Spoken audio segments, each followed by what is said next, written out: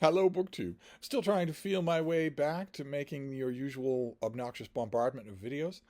Uh, but I couldn't let this go any longer. I was reminded by somebody very politely gave me a nice nudge in the comments uh, that I haven't yet talked about Nonfiction November. And that's simply unacceptable. It's a great YouTube event, one of my favorite YouTube events, put on by Olive at a Book Olive, who's one of my favorite booktubers. Uh, and who, like some of you, has made the pilgrimage here for wine and calzones at Hyde Cottage and been screamed at by my little dog. Just had a guest here who went through that. Uh, Olive created Nonfiction November to champion nonfiction, which is far less read than fiction in the reading world, in part because most general readers, consider nonfiction to be uh, either boring or condescending.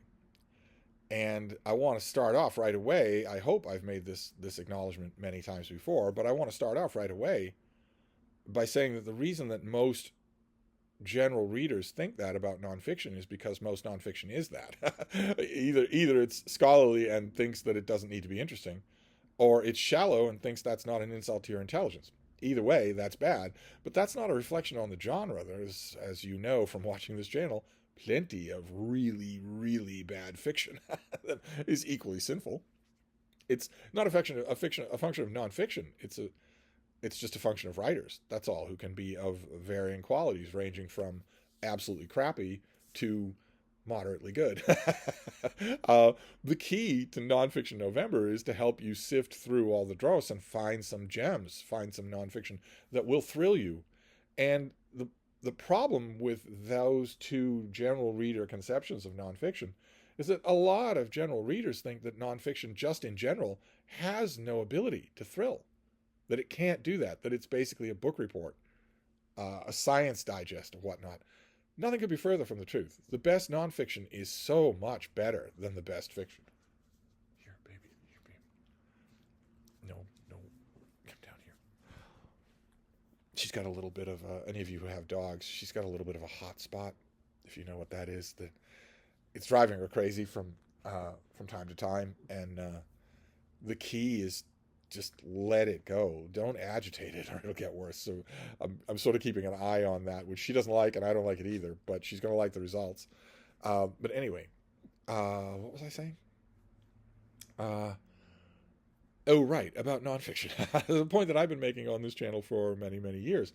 I have been urging you all for the better part of a decade that if nonfiction is striking you as boring, it's because you're reading the wrong nonfiction, not because nonfiction is boring.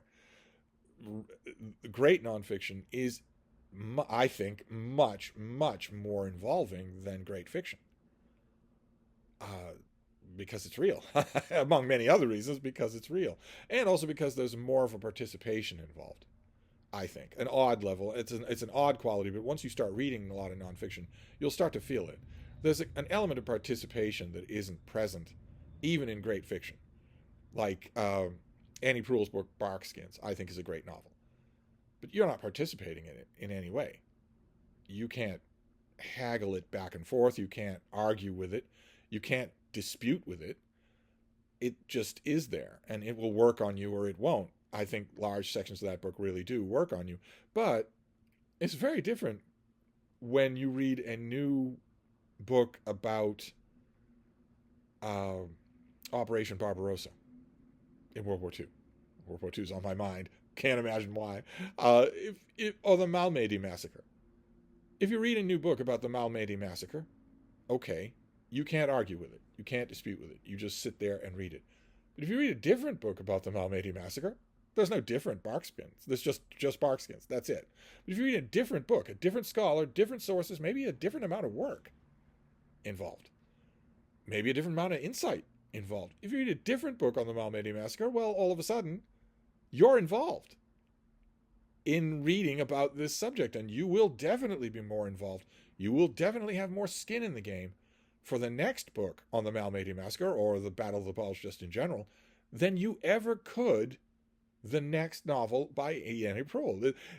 You couldn't possibly, I'm not slighting the author here, but you couldn't possibly be as invested in her next novel as you could be in the next history of the Battle of the Bulge, because you have learned a lot about it, and you're continuing to learn a lot about it. And in a process that I've described on this channel a few times and celebrated, maybe some of the things you've learned you will unlearn. That is a very awkward experience. That is not comfortable. Nonfiction can do it. Fiction can't, or can in very oblique ways. So that element of participation, I think, gets overlooked in the list of things that people praise about nonfiction. Is that gradually, as pretentious as it sounds, gradually you start to develop a knowledge of the subject. And if you read to a freakish degree on that subject, you will start to develop an expertise. Don't be fooled for a minute by snobs who tell you that expertise in a subject is dispensed by an academic board or a degree conferred on you. That is absolutely not true. That has never been true. If you read all the primary sources about a subject, let's pick something really discrete, just the Malmedy Massacre, one field, 1 hour. If you pick some sub-subject that's really discrete, like that, and you read every word of it in your own native language, and then you go hunting down the sources that are listed in the back of those books, the sources on which those authors drew to write their accounts, well, it's not like there are magic sources that authors get to see that you don't get to see. If you do that, and you can, where but in academia will anyone step forward and say you're still not an expert? And that's possible with nonfiction in a way that, well, anyway, I'm not meaning to draw an us versus them. It's just as Olive has implied all these years that she's been doing Nonfiction November, fiction gets all the rest of the year on BookTube and off BookTube. It gets all the rest of the year. We talk endlessly about the latest fiction prize. We don't even mention the nonfiction prizes. They don't have anywhere near the draw. So that's what Nonfiction November has always been for, to cheerlead nonfiction in all of its wonders, to get you to read some if you read none, and to get you to read more if you read some. And in Olive's video, she did a video just recently talking about the event and making suggestions for the 4 prompts, which we will get to, and I'll make suggestions of my own. And in her video, she mentions that there are, in fact, 3 levels of embracing Nonfiction November. One is to read a work of nonfiction if you don't read any. If you do that, you've participated in Nonfiction November. Or you could, if you do already read nonfiction, you could read more of it. And then there's the third, slightly psychotic level. It isn't hard for Olive to do it. It wouldn't be hard for David Murphy to do it. It's not really hard for me to do it, but I can't. Professionally, I can't. And that would be for the month of November to read nothing but nonfiction. However much you want to embrace it, that is the ethos of Nonfiction November. Add more nonfiction to your reading diet and see what it does to you. See how much you like it. And to give form to Nonfiction November, this is the last year that Olive will be hosting Nonfiction November, and we'll come back to that at the end. To give form, she has always come up with guides, challenges. You should watch her video because she has all the bells and whistles of reading groups and Instagram challenges and hashtags and whatnot. Definitely, if you're on BookTube and you make Nonfiction November content, hashtag it. Neither Olive nor I, no one can watch all of BookTube. So let people know, send up a flare. But every year she comes up with prompts that you either can use or can't use. Remember, if you just read a piece of nonfiction, you've participated in Nonfiction November. But if you want to give it more form, if you maybe want to challenge yourself a little, she comes up with prompts. And the prompts are not all that challenging. In fact, they are playfully non-challenging. Olive has a knack for coming up with prompts that are broad and intensely suggestive. And she's done so this year. The prompts this time around are code, path, shot, and join. And you could, any book that suggests that is suggested to you by any of those words is fine. If you are a booktuber and you're going to make Nonfiction November content and you're going to talk about these prompts or maybe read along these prompts, and you're making all sorts of twists and turns in logic to come up with how they apply, I would love to hear how you're doing that. I'd love you to explain yourself or try to. But I want to make 3 suggestions each for each of these prompts. I'm afraid I don't have any pictures. I'm still gradually demopifying myself, so I'm not quite back into the BookTube thing. But if I remember, if I'm a good booktuber, then I will jot them all down below. And the first one is for code. And the first book that I want to suggest here is The Gene by Siddhartha Mukherjee, which is about what Christian apologists routinely refer to as the biological code that makes you who you are. It's not a code, of course. It's biology. It's the wet work of your body. So it's not a code. And when Christian apologists call it a code, they are very knowingly doing that, because a code is made by someone. And that's the whole point they're getting to. They're trying to smuggle that in early, as they always do. Nevertheless, your genetic code, there are plenty of people who aren't Christian apologists who use that term. And it was one of the first books that came to my mind. And The Gene by Siddhartha Mukherjee is very good. He wrote The Emperor of All Maladies and gained a million readers from that book. And it was right that they should be, because he's a really talented writer of nonfiction. Then my second one is by Sally McLean, and it is Navajo Weapon. And it's about the Navajo code talkers during World War II. When the Allies wanted, this is in the shadow of the Enigma code, they wanted coded messages that the Nazis could not break. And among the many other approaches that they took, mathematical ciphers and whatnot, they also chose one of the hardest and least spoken languages in the world, now the Navajo language. And in order to do that, it made a perfect code. Who can break it? Who can break it? A linguist, maybe. The Nazis weren't exactly thick with linguists. The most of the really talented linguists in 1934 Germany were dead by the time the Nazis needed them, killed by the Nazis, or forced to flee the country in the wake of the November 4th elections, or whenever they held their elections. I don't know. It's dates, But anyway, so you had to hire Navajo people to handle these codes. And there have been a million books written on the Navajo code talkers, and they are all fascinating.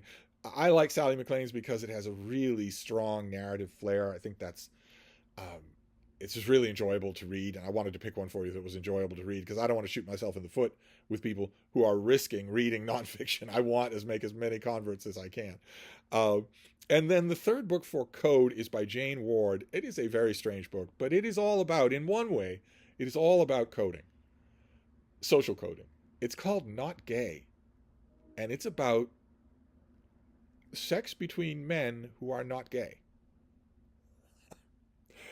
And it is utterly fascinating. I don't know if it's still in print, but it's the newest of the three books that I'm talking about here, but it's utterly fascinating. What kind of coding, and also a term that has cropped up in a linguistic sense, in an oratorical sense, because of Kamala Harris, code switching. It's all about codes and code switching, and not as much about identity as you would think, although it raises tons of fascinating questions. Tons of them.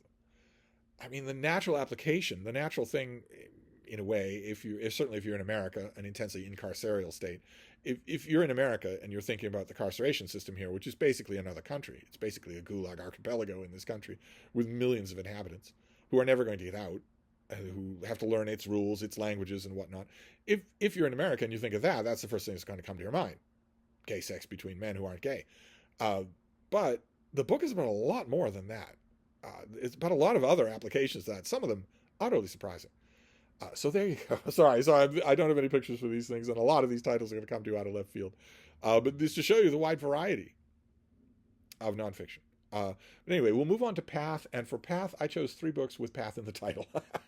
No, I know, I'm very predictable. One is by J.J. Haldane Burgess, a Shetland author, who wrote a book called The Viking Path, A Tale of the White Christ. Now, the White Christ was a term, a very powerful term for Christianity, a certain brand of evangelical Christianity that is not used anymore. It certainly, if it were embraced by certain elements of the American fundamentalist religious movement now, a White Christ would have a totally different implication than it had then. This book was written a long time ago. And it is a novel that was his most popular book in his lifetime. It's a novel about the Vikings and what they did and what forces they encountered and what forces they helped, like germ vectors, to move all throughout the northern Mediterranean, the northern Atlantic. I don't know if it's in print. I should have checked ahead of time, but I'm hoping that it's on Project Gutenberg for free. That would be incredible. Then my next one for path is The Narrow Path, which is by Francis Salormi, and it's a novel, but it's intensely autobiographical about the author growing up in 1920s Ghana, under colonial rule, and also under colonial oppression. But one of the motifs, the most effective motif that runs throughout the book, is that yes, there's colonial oppression, but he is the author. The author Stanton, the young boy, is also under another kind of colonial oppression, which is his father, who is a towering figure in the book. It's been years since I read this book. It never left me. Never left me. I've never seen a copy of it used anywhere, ever. Not ever. Not even in Ghana. But if I were to encounter it again, I wonder what kind of impression it would make on me the second time. But I strongly recommend it, because a book that can make that kind of long-lasting impression is probably doing something real, even if it's not something pleasant. Which is, again, something that you want from your nonfiction. You want to put it to the same level of challenge that you do for all the great fiction that you read, or the great poetry that you read. You're not asking that great fiction or that great poetry to only hold your hand and please you. Nonfiction is the same way. It gets under your skin in the same way. We are only talking here about storytelling. That's all. That is not an oversimplification. We are only talking here about storytelling, whether it's fiction or nonfiction. Leave aside poetry, which doesn't tell stories anymore, which is why no one reads it anymore. But fiction or nonfiction, we're only talking about storytelling. If you are writing a work of nonfiction, I don't care if it's a 1,000-page book on Europe's slow escalation towards World War I. If you don't make it interesting reading, you have written a bad book. A bad book is a boring book. A boring book is a bad book. Simple as that. The book has to respect not only your time and attention as a reader, but your imagination, regardless of whether it's fiction or nonfiction.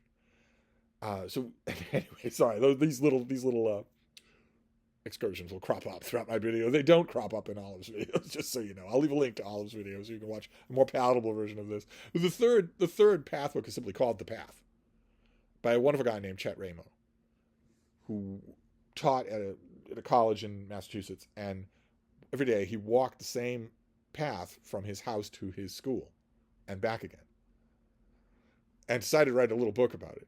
It's a tiny little thing. It would take you an hour to read, but it's lovely. Absolutely lovely. It is almost, you know, I pluck thee from the wall, little flower. If I truly understand this path, I can understand the universe.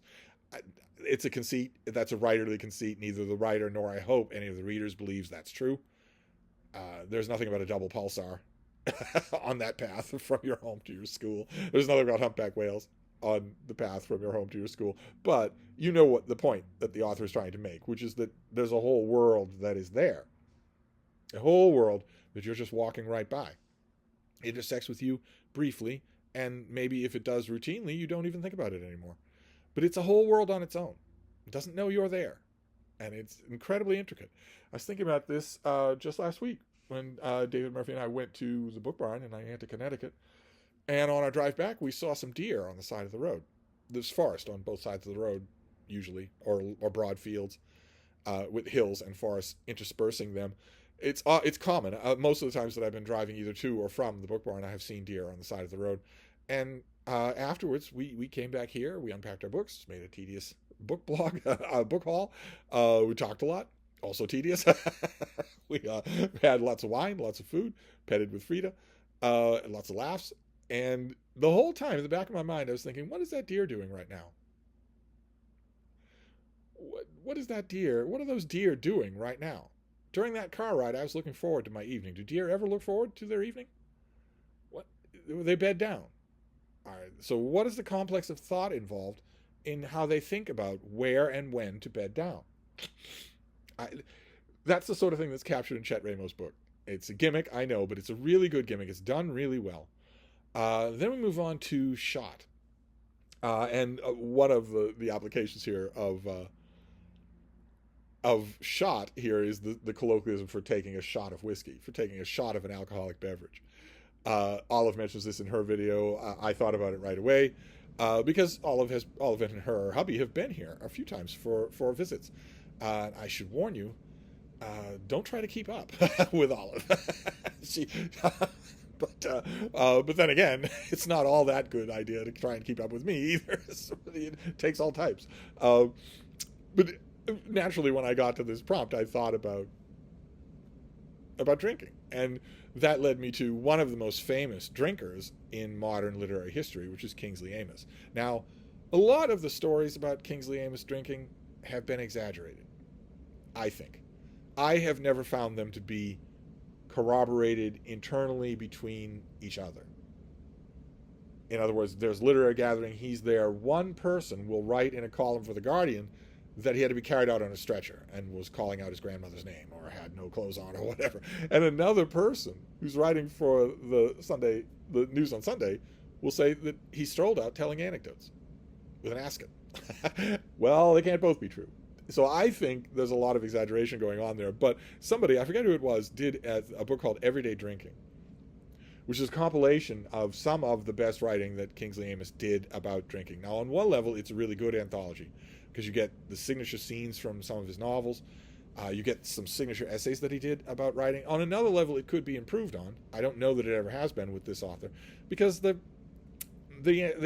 editors of the anthology obviously didn't comb the correspondence, where there's huge amounts of talk about drinking, and some of it just as entertaining as what's put in the book. But nevertheless, Everyday Drinking will definitely, as the saying goes, get you there. This next one is, the next book for shot is macabre on my part. It involves the single most famous shot of a rifle ever done, the headshot of John F. Kennedy in Dealey Plaza, by Lee Harvey Oswald. Or was it? Now, it certainly was by Lee Harvey Oswald. He was seen. He was heard. His prints were on the weapon. He said he was going to do it. He said that he did it. It definitely was Lee Harvey Oswald, barring the most elaborate Machiavellian cooperation effort in the history of humanity, which would not happen. Someone would talk. But you could believe it or not, there are plenty of doubts about what happened to Dealey Plaza. That's why I keep reading about it. But Dick Russell wrote a book about a guy named Richard Nagel in a book called The Man Who Knew Too Much, which is essentially, at its heart, it's a huge book, it's like 1,000 pages long, but at its heart, it's about that shot. It has to be. Who took that shot? Was it Lee Harvey Oswald, ex-Marine who had only average rifle scores? Or he had excellent rifle scores, but an almost impossible job to hit a target through tree leaves that's moving, and hit it perfectly on a third try? Was it Lee Harvey Oswald, or was it somebody else? Well, the subject of this book is Nagel, and Nagel has a whole story to tell on his own about his role in the Kennedy assassination. It is really good reading, even though I think it's all flapdoodle. I don't think any of it is real, but it's still really good reading. It's a big, fat Kennedy assassination book, so it sort of had to be on a list of mine. The Man Who Knew Too Much is my second choice. And then to stick on the Kennedy theme, we can go to Douglas Brinkley. We'll go from a book that I wish I had written about to a book that I did write about called American Moonshot, which has shot right there in the title and is about the space program under Kennedy. It's about the early aspirational days of the American space program. And Douglas Brinkley, I think any of you who've read his nonfiction will know he's really good at it. He's really, really good at it. So American Moonshot will please you. And I believe the paperback has a nice blurb on it, one that you should probably have. Anyway, then we move on to Join. Now, when you think of Join, maybe once upon a time in American history, maybe in the 20th century, you would have thought about your Kiwanis Club or nature club, birdwatching club, maybe even a church. In the 21st century, the first thing that's going to come to your mind is a cult. Not to darken a fun nonfiction November, but I think that's because the awareness has penetrated mostly into most of the American public that one of the two major political parties in this country is now a cult. It doesn't take Trump derangement syndrome or any kind of weird partisan wherewithal to say that. Once upon a time, it might have been a jump. It's not anymore. It's just a cult. I mean, cult experts universally have said, yeah, I'm not in America. I'm in Sweden. I don't know anything about your politics, but I've watched this, and it's definitely a cult. I've studied them my whole life. Naturally, my first thought when with the word join went to cults, and in my own defense, so did Olive, because her recommendation for cults was Cultish by Amanda Montell, and it's a terrific book. I really want to recommend it myself. Cultish is a terrific book. I also want to recommend what a lot of people consider to be the modern Bible on the subject, which is by Max Cutler, simply called Cults. Amanda Montell is more concerned with Amanda Montell is more concerned with the rhetoric of cults. It's largely a verbal thing, not always. Cult of Scientology, for instance, uses a huge variety of physical manifestations of brainwashing, sleep deprivation, disconnect from the family, very regular hours for doing this, that, and the other thing. No variation on those hours at all. No eye contact. That's physical things are definitely important. But cults often, to a large degree, use words. And Montell is stronger on that than Cutler is. Cutler is more concerned with just cults just in general. The two books together make an excellent pair to read for Join, for Nonfiction November. But I didn't want to stick with just cults. So I also wanted to recommend Absolutely American by David Lipsky, all of whose nonfiction books are good except one. If you call up his name on Wikipedia or on Amazon and Lipsky, and you look at his list of titles, you will know immediately which one of his books I didn't think was any good. It was jarg. But all the rest of it has been great. And Absolutely American is a fantastic book. Disturbing to my old mind frame, but fantastic anyway. He was a high profile writer for Rolling Stone. He got an invitation to follow people around at West Point, the premier American military academy, for as long as he wants, wherever he wants, no restrictions. And he did. And he wrote this book. The title is Absolutely American, is not him being hoorah, although there's too much of that in the book for my liking, because these people are being trained to kill and oppress. But that won't fly in the 21st century with our troops. I don't have any troops, so I never know what's meant by our troops. But that won't fly now. That particular brand of 60s radicalism is gone. But nevertheless, he follows them around, drapes the whole process in fantastic language. And his title, Absolutely American, is not him being a cheerleader. It's Theodore Roosevelt who referred to West Point that way. So, and it's a really good book. I know a lot of you will look at a book about following young men around a military academy and think, oh, there's no way. I kind of thought the same thing, and Lipsky convinced me. Good writers always will, fiction or nonfiction. And B, part of the thrill of reading nonfiction is exactly that. It's exactly that a book will change you, that it'll draw you in, it'll teach you something maybe you didn't originally want to know, and then maybe you want to know more. It's wonderful. It's a wonderful experience. And then the final prompt for Join, I went to the natural world. And again, I took my example from Olive, who made a great recommendation here. Rob Dunn's book, Never Home Alone. I'm not going to recommend. I strongly recommend the book. It's utterly great. It's just utterly great. But it's the kind of book, well, it'll never leave you, that's for sure, because it's all about the creepy crawlies that live in your house. And I don't mean the ones that, oh my God, I better call the exterminator. I'm talking about the ones the exterminator doesn't even think about. The ones that just live there routinely. As I've said on this channel many times, there are a lot of new people here. Right now, while you're watching this video, you are being watched by a spider. At least one spider. Let's just keep it very genteel here. Right now, no matter where you are in the world, you are being watched by a spider. But it's not just spiders. If you live anywhere, for instance, in the lower 48 of the United States, I guarantee you have a population of snakes that live in your house. I guarantee you do. I guarantee you have a large, thriving ecosystem that lives in the linings of your walls. And we won't even talk about the things that live in your bedclothes right after they come out of the laundry machine, not right before. Homes are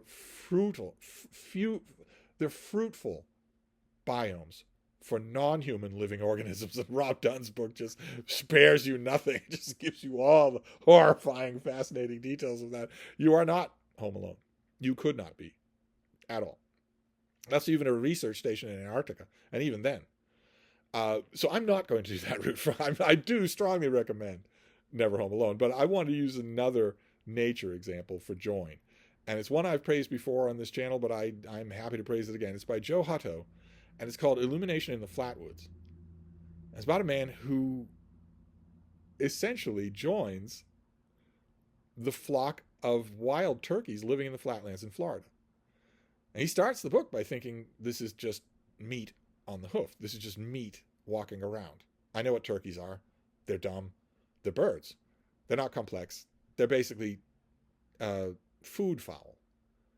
And he learns when he drops those ideas and starts living with his turkeys, and they living with him, he starts realizing something completely different, which is what happens when you live with any of these animals for any length of time. You realize that they have an enormously complex culture.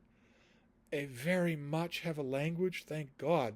The 1960s, at least that part of it is over. We no longer say that language is the sole province of man. It becomes obvious to Joe Hutto early on that the turkeys that he's dealing with are talking to each other. No other word for it than that. No reason to use another word than that. They're talking to each other. They're expressing all kinds of concepts on the fly. It's not just rote reflex. But also he learns lots of other things about them, which you will learn if you spend company with pigs or cows, which is that they have a sense of humor. They goof around. They can be in bad moods, good moods. They very much don't want bad things to happen to their friends. They very much want good things to happen.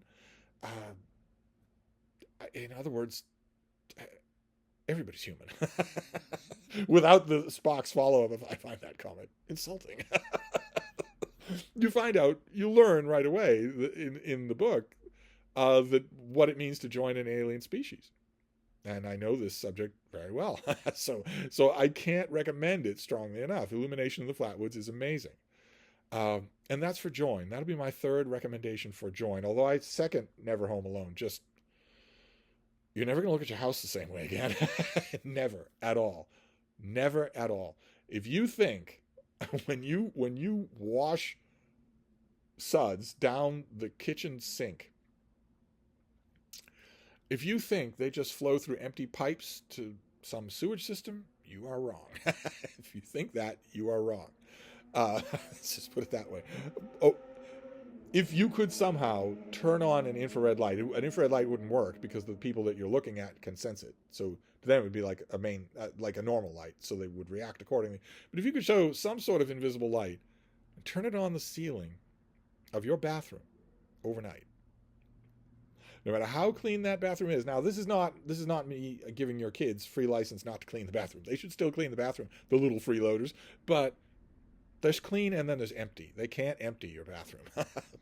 but I'll add that to my recommendations as well. And also Cultish by Amanda Montell. That is a really, really good book.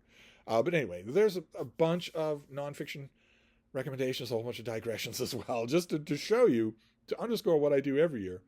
For Nonfiction November, what Olive does every year for Nonfiction November, which is that this is every bit as wonderful and multifaceted as the fiction world that you probably know a lot better. So take advantage of Nonfiction November to give it a try.